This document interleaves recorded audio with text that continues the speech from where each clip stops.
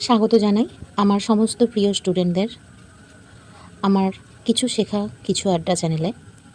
আজকের আমার বিষয় অষ্টম শ্রেণীর দাঁড়াও কবিতাটি, শক্তি চট্টোপাধ্যায়ের লেখা এই কবিতাটি।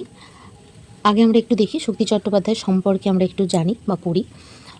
শক্তি চট্টোপাধ্যায় 1933 খ্রিস্টাব্দে জন্মগ্রহণ করেছিলেন 25শে নভেম্বর দক্ষিণ চব্বিশ পরগনার বহরু গ্রামে। তার পিতা বামানাথ চট্টোপাধ্যায়, মাতা কমলা দেবী। পড়াশোনা করেছেন তিনি কলকাতার প্রেসিডেন্সি কলেজে। তার প্রথম কাব্যগ্রন্থ হে প্রেম হে নৈশব্দ, এছাড়াও ধর্মে আছি, জিরাপেও আছি, হেমন্তের অরণ্যে আমি পোস্টম্যান, সোনার মাছি খুন করেছি, যেতে পারি কিন্তু কেন যাব উল্লেখযোগ্য কাব্যগ্রন্থ। কুয়োতলা অবনী বাড়ি আছো তাঁর লেখা বিখ্যাত দুটি উপন্যাস। তিনি আনন্দ পুরস্কার এবং সাহিত্য একাডেমি পুরস্কার পেয়েছিলেন এবং তিনি মারা যান 1995 খ্রিস্টাব্দের 23শে মার্চ। এবার আসি তার এক অনবদ্য কবিতা, যা আমাদের অষ্টম শ্রেণীর পাঠ্য বইয়ে আছে, দাঁড়াও। আগে প্রথমে আমরা কবিতাটা একটু ভালো করে পড়ি। মানুষ বড় কাঁদছে, তুমি মানুষ হয়ে পাশে দাঁড়াও। মানুষই ফাঁদ পাতছে, তুমি পাখির মতো পাশে দাঁড়াও। মানুষ বড় একলা, তুমি তাহার পাশে এসে দাঁড়াও। তোমাকে সেই সকাল থেকে তোমার মতো মনে পড়ছে, সন্ধ্যা হলে মনে পড়ছে, রাতের বেলা মনে পড়ছে। মানুষ বড় একলা, তুমি তাহার পাশে এসে দাঁড়াও। এসে দাঁড়াও, ভেসে দাঁড়াও এবং ভালোবেসে দাঁড়াও। মানুষ বড় কাঁদছে, তুমি মানুষ হয়ে পাশে দাঁড়াও। মানুষ বড় একলা, তুমি তাহার পাশে দাঁড়াও। তিনটি স্তবকে তিনটি করে লাইন আছে। কবিতাটি ছোট হলেও এর বিষয়বস্তু, এর মর্মার্থ, এর অন্তর্নিহিত অর্থ কিন্তু একটু অন্য কবিতার থেকে আলাদা। যেমন দেখো, প্রথম লাইনেই বলেছে মানুষ বড় কাঁদছে, তুমি মানুষ হয়ে পাশে দাঁড়াও। এখানে কিন্তু মানুষ বড় কাঁদছে কেন, কবি কেন বলেছেন যে মানুষ বড় কাঁদছে? আবার তিনি বলেছেন তুমি মানুষ হয়ে পাশে দাঁড়াও। আবার তিনি মানুষ হতেই বলেছেন এবং মানুষ হয়ে পাশে দাঁড়াতে বলেছেন, সেই সকল মানুষের পাশে দাঁড়াতে বলেছেন। এখন এখানে প্রথম লাইনটি খুব অর্থপূর্ণ এবং এর অন্তর্নিহিত অর্থ খুব গভীর। মানুষ বড় কাঁদছে কেন বলা হয়েছে না, বর্তমান মানব সমাজ এক অদৃশ্য শৃঙ্খলে আবদ্ধ হয়ে রয়েছে। মানুষ মানে আমরা জানি মান আর হুঁশ যার আছে, প্রকৃত অর্থে সেই হলো মানুষ। কিন্তু বর্তমান সমাজের অবক্ষয় যেখানে গিয়ে দাঁড়িয়েছে, আজ আর মানুষ প্রকৃত অর্থে মান আর হুঁশ নিয়ে নেই বলেই কবির মনে হয়েছে। সমাজের অবক্ষয় কবির মনকে ব্যথিত করে তুলেছে। সমাজে কিছু মানুষ আছে যারা আত্মকেন্দ্রিক, স্বার্থপর, সুযোগ সন্ধানী, ক্ষমতালোভী, অর্থলোভী। কবি সেই মানুষকেই খুঁজছেন যে প্রেম, ভালোবাসা, মানবিকতার বন্ধনে মানুষকে আবদ্ধ করতে পারবে এবং এই অবক্ষয় প্রাপ্ত সমাজের দুঃখী, ভেঙে পড়া মানুষের পাশে এসে দাঁড়াবে।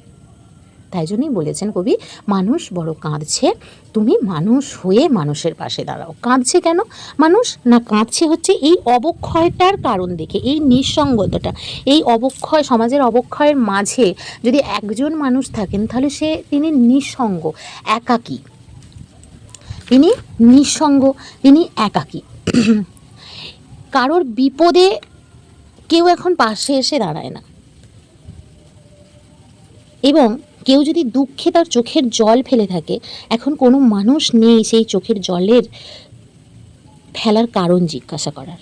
মনুষ্যত্বের অবক্ষয় ঘটেছে এবং এই জন্যেই তিনি বলছেন যে মানুষ বড় কাঁদছে। দ্বিতীয় লাইনে আসি, বলা হয়েছে মানুষই ফাঁদ পাতছে, তুমি পাখির মতো পাশে দাঁড়াও। এখানেও একটি গভীর অন্তর্নিহিত অর্থ আছে। মানুষই ফাঁদ পাতছে মানে কি? ফাঁদ পাতা হয় কেন? ফাঁদ পাতা হয় কোনো কি বলবো, কোনো হচ্ছে যে আমাদের শিকারি শিকার করার জন্য ফাঁদ পাতে, শিকারি শিকার করার জন্য, পশু পাখিকে বন্দি করার জন্য ফাঁদ পাতে। বর্তমান সমাজে মানুষও যেন গোপনে, তার চালাকিতে, তার চতুরতায় অন্য মানুষকে বিপদে ফেলার জন্য ফাঁদ পাচ্ছে। এবং কিছু মানুষ আছে হয়তো সেই ফাঁদে পড়ছেও এবং পড়ে নিজের দুর্দশায় নিজে ভুগছে। তো সেইখানে সেই জন্য কবি বলেছেন যে তুমি পাখির মতো পাশে দাঁড়াও। পাখির মতো পাশে দাঁড়াও বলতে তিনি কী বোঝাতে চেয়েছেন? হঠাৎ করে তিনি পাখিকেই কেন তুলে ধরতে গেলেন? কারণ পাখির দুটো কারণ হতে পারে এখানে। একটা কারণ হলো যে পাখি যখন তার বাচ্চা বা শাবক এদেরকে আগলে রাখে, তখন তার ডানাগুলো মিলে তার ভেতরে তাকে ঢুকিয়ে রাখে। নিজের যত কষ্টই হোক না কেন, রোদ ঝড় জল বৃষ্টিতে তার শাবকদেরকে সে আগলে রাখে।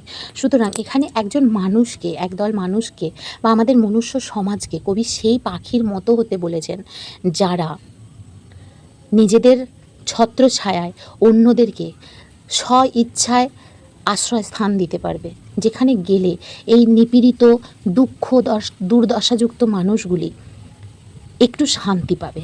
সেই জন্যই বলেছেন তুমি পাখির মতো হয়ে পাশে দাঁড়াও, পাখির মতো হয়েই তুমি পাশে দাঁড়াও। তারপরে বলেছেন মানুষ বড় একলা, তুমি তাহার পাশে এসে দাঁড়াও। মানুষ বড় একলা কেন আজকে? বর্তমান সমাজে এই মনুষ্য সমাজ তো পরিপূর্ণ, এই মনুষ্য সমাজ তো ভর্তি, মানব সমাজ তো প্রচুর প্রচুর, সেখানে জনমানবের ভিড়, তবুও কেন মানুষ একলা? এত জনমানবের ভিড় হওয়া সত্ত্বেও মানুষ আজ একাকিত্বে ভুগছে কেন? তার কারণ হলো মানুষে ভাব থাকলেও, মানুষে মুখের কথা থাকলেও অন্তরের টান নেই।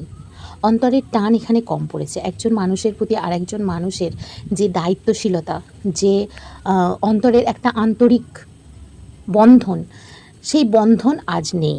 তাই জন্যই কবি বলেছেন মানুষ বড় একলা, তুমি তাহার পাশে এসে দাঁড়াও। এখানে তুমি, বারবার তিনি বলেছেন তুমি মানুষ হয়ে দাঁড়াও, তুমি পাখির মতো পাশে দাঁড়াও, তুমি তাহার পাশে দাঁড়াও। এখানে তুমি কে? কাকে কবি দায়িত্ব দিয়েছেন? এখানে তুমি বলতে কবি তার উল্টো দিকে একজনকে কল্পনা করেছেন যার মধ্যে সত্যি মানুষের বৈশিষ্ট্য আছে, মান আর হুঁশ আছে, যে মানুষটা পরোপকার করতে ভালোবাসে, যার ভেতরে সহানুভূতি, দায়িত্বশীলতা, দুঃখ যন্ত্রণা অসহায়তার জন্য তার চোখে জল আসে, এই ধরনের একজন মানুষকে চেয়েছে। তাই জন্যেই তার উল্টো দিকে তিনি এই ধরনের একজন মানুষকে কল্পনা করেছেন। তাই জন্যই তিনি বারবার বলেছেন তুমি মানুষ হয়ে পাশে দাঁড়াও, তুমি পাখির মতো পাশে দাঁড়াও, তুমি তাহার পাশে এসে দাঁড়াও। এবার আসি দ্বিতীয় স্তবকে।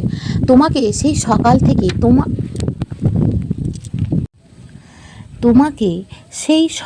থেকে তোমার মতো মনে পড়ছে, সন্ধ্যা হলে মনে পড়ছে, রাতের বেলা মনে পড়ছে। মানুষ বড় একলা, তুমি তাহার পাশে এসে দাঁড়াও।